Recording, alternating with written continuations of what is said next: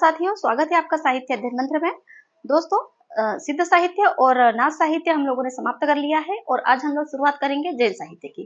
ठीक है, देखिए, सिद्ध साहित्य, नाथ साहित्य और जैन साहित्य तीनों धर्माश्रित साहित्य है ना। लेकिन यहाँ पर जो है जैन देखा जाए तो आदिकाल में जो है सबसे प्रामाणिकता को लेकर के यदि देखा जाए तो सबसे ज्यादा प्रामाणिक जो साहित्य है वो जैन साहित्य ही है ना। जैसे आदिकाल में जो सर्वाधिक जो विवादास्पद है वो तो रासो साहित्य है ना। और रासो साहित्य में भी जो पृथ्वीराज रासो है वो सर्वाधिक विवादास्पद ग्रंथ है ना। तो लेकिन प्रामाणिकता की दृष्टि से यदि सीधा प्रश्न बनता है कि आदिकाल में सबसे प्रमाणित जो साहित्य है वो साहित्य कौन सा है, तो जो सबसे प्रमाणित साहित्य मिला है वो जैन साहित्य ही मिला है ना। तो जैन साहित्य को हम लोग पढ़ते हैं। देखिए, जैन साहित्य जिस तरीके से, देखिए जिस प्रकार से हिंदी के पूर्व प्रदेश में जो है बौद्ध धर्म की जो शाखा निकली थी और वहां से जो वज्रयानी शाखा निकली थी और वहां उसका जो संप्रदाय फैला था वो पूर्व क्षेत्र में फैला था है ना। तो वैसे ही ठीक उसी के विपरीत जो है पश्चिम प्रदेशों में जो है जैन साहित्य फैला था है ना। कह सकते हैं पश्चिम वाला जो क्षेत्र है, गुजरात का काठियावाड़ है ना, यहाँ पे जो है जैन साहित्य लिखा गया था। किन राजवंशों के समय में पल्लवित हुआ था, तो इसमें जो है 3 ऐसे शासक आते हैं जिसमें राष्ट्रकूट है, चालुक्य है और सोलंकी शासक है ना। तो इनके समय में जो है जैन साहित्य जो है अपने चरमोत्कर्ष पे था, ऐसा कह सकते हैं है ना। और जैन साहित्य जब लिखा गया तो इसमें कुछ ऐसी शैलियां प्रसिद्ध थी जिनको आधार बना करके साहित्य लिखा जाने लगा है ना। तो ऐसी कौन सी कुछ शैलियां थी? चरचरी थी, फाक थी, रास थी, रासो, फागु, इस तरीके से जो शैलियां रही है इसमें जो सर्वाधिक लोकप्रिय शैली थी वो रास थी है ना। तो यहाँ वाले जो साहित्य था वो रास शैली में ज्यादातर देखने को मिला है ना।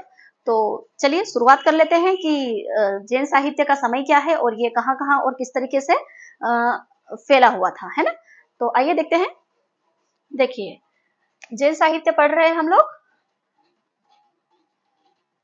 देखिए दोस्तों, जितने भी जैन साहित्य, नाथ, जो भी ये साहित्य लिखा गया ना, इनका कहीं ना कहीं उद्देश्य अपने धर्म का प्रचार करना ही था है ना। अपने धर्म का प्रचार प्रसार करने के लिए इन लोगों ने साहित्य को माध्यम बनाया, कविताओं के माध्यम से, ग्रंथों के माध्यम से इन लोगों ने जो अपना धर्म है उसका प्रचार प्रसार जो है भारत के अलग अलग क्षेत्रों में किया है ना। लेकिन सर्वाधिक रूप से जो देखा जाए तो इनका कह सकते कि केंद्र जो था वो गुजरात के काठियावाड़ में था, जैनों का है।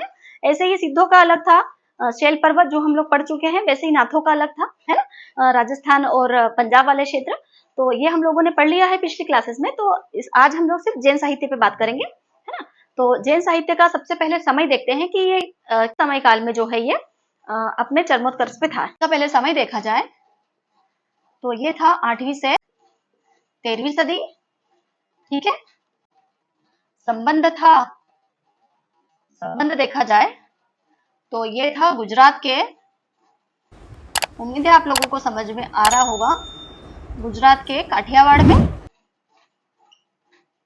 जो गुजरात का काठियावाड़ क्षेत्र था, जो गुजरात का काठियावाड़ था, यहाँ पे जो है सर्वाधिक साहित्य, जैन साहित्य लिखा गया और यहाँ पे जो है इनका केंद्र माना जा सकता है। ठीक है, तो गुजरात का जो काठियावाड़ था यहाँ पे सर्वाधिक साहित्य लिखा गया है ना, इनका संबंध यहाँ से है।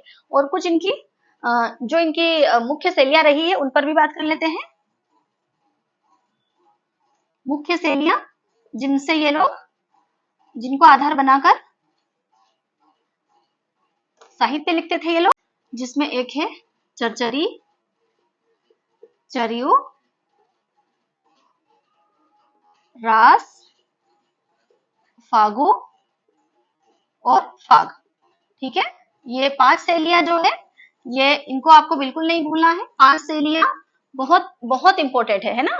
जो भी मैं लिख रही हूँ बोर्ड पे ये सभी बहुत इंपॉर्टेंट है ना। इसमें से कुछ भी आपको छोड़ना नहीं है, सब कुछ याद करना है। चरचरे, चरियो, रास, फागु और फाग जैन शैलियां है। ठीक है, बहुत इंपॉर्टेंट। और जो इसमें ये रास है ना, ये जो है ये सर्वाधिक लोकप्रिय शैली है।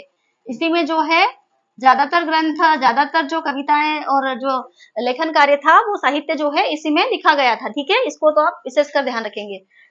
और ये किन राजवंशों में पल्लवित हुआ ये भी देखेंगे। यह 3 राजवंशों में पल्लवित हुआ। ठीक है,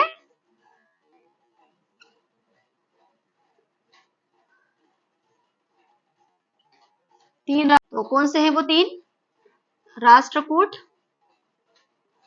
पहला तो है राष्ट्रकूट, दूसरा है चालुक्य और तीसरा जो है वो है सोलंकी शासक। ठीक है, इन तीनों के राजवंशों के समय जो है जैन साहित्य अपनी चरम सीमा पर था। ठीक है ना, ऐसा कह सकते हैं।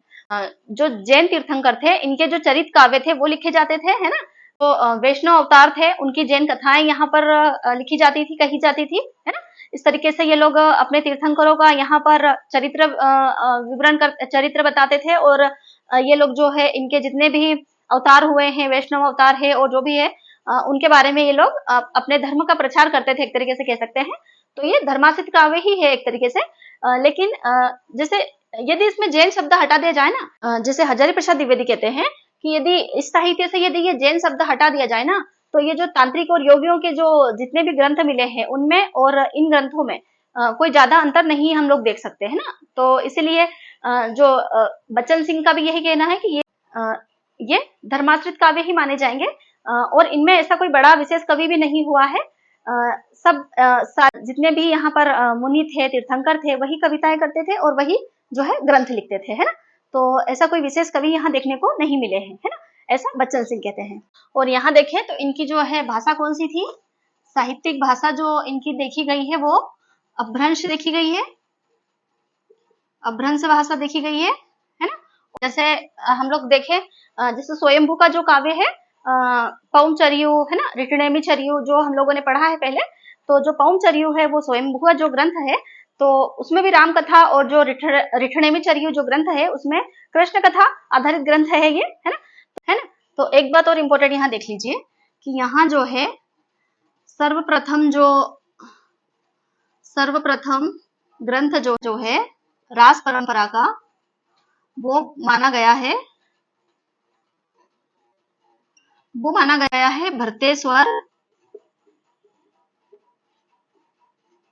भरतेश्वर बाहुबली रास, है ना। ये जो है रास परंपरा का प्रथम ग्रंथ है, ऐसा हम कह सकते हैं ना। और इसकी जो रचना काल समय है वो 1184 ईस्वी। ठीक है, और ये जो है इसके जो ग्रंथ के रचनाकार है ये है इसके रचनाकार है सालिभद्र सूरी।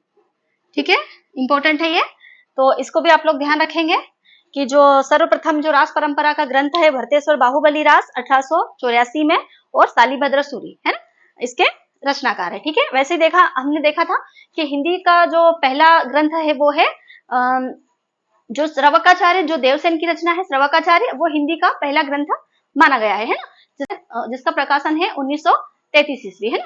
जो देवसेन का ग्रंथ जो है श्रवकाचार, उसको हिंदी साहित्य का पहला ग्रंथ माना जाता है ना, 1933 में उसका प्रकाशन है। देखिए अभी यहाँ पर मैं आपको जैन कवि बता देती हूँ, फिर उनके बारे में और उनकी रचनाओं के बारे में हम लोग धीरे धीरे पढ़ेंगे, है ना। अभी मैं यहाँ पर आपको जैन कवि लिखवा देती हूँ कि कौन कौन से जैन कवि हुए हैं, है ना।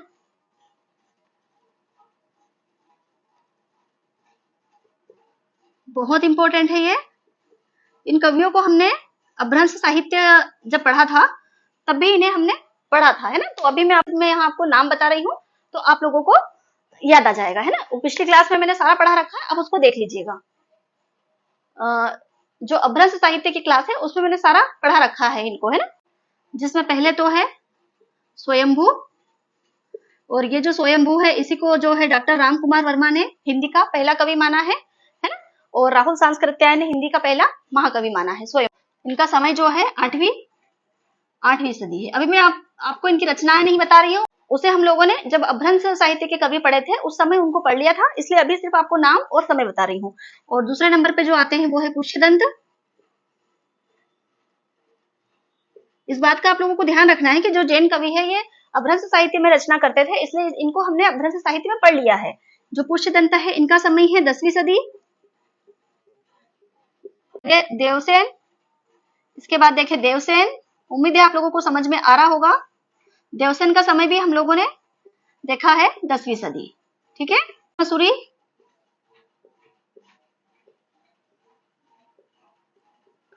जीन धर्म सूरी, इनका जो सूरी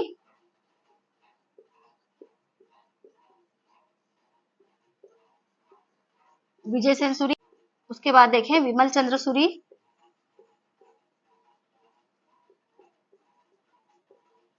अभी कुछ कवियों के हम नाम देख लेते हैं, उसके बाद इनके बारे में थोड़ी और चर्चा करेंगे हम लोग। आसुक कवि, आसुक कवि, इनकी रचनाओं को भी देखेंगे। इसके बाद देखते हैं साली भद्र सूरी, अभी आपको सिर्फ मैं नाम नोट करवा रही हूँ, इसके बाद हम लोग अगले सत्र में इनके बारे में थोड़ी विस्तृत चर्चा है ना। अभय देव सूरी,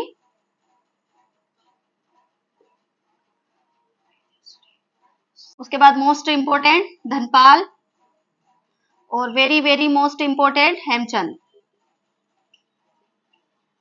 ठीक है। मेरुतुंग, मेरुतुंग है ना, मेरुतुंग, ठीक है। अभी हम लोगों ने सिर्फ कुछ नाम देखे हैं जैन कवियों के, उसके बाद हम लोग इन पर चर्चा भी करेंगे, किसका समय क्या है और किनकी क्या प्रमुख और किनकी क्या मुख्य रचनाएं रही है, उस पर भी हम लोग बात करेंगे, है ना। आज समय का थोड़ा सा अभाव होने के कारण क्लास को यही खत्म कर रहे हैं, उसके बाद हम लोग अगले सत्र में इनके ऊपर थोड़ी सी और विस्तृत चर्चा करेंगे, ठीक है। देखिए एक बार फिर से आपको बता देती हूँ, जैन साहित्य में हम लोगों ने कवियों के नाम देख लिए हैं, कौन कौन से जैन कवि हैं, समय देख लिया है। जैन साहित्य का जो है 8वीं से 13वीं सदी इनका समय है ना। इसके बाद जो है इनका संबंध गुजरात के काठियावाड़ क्षेत्र से है ना।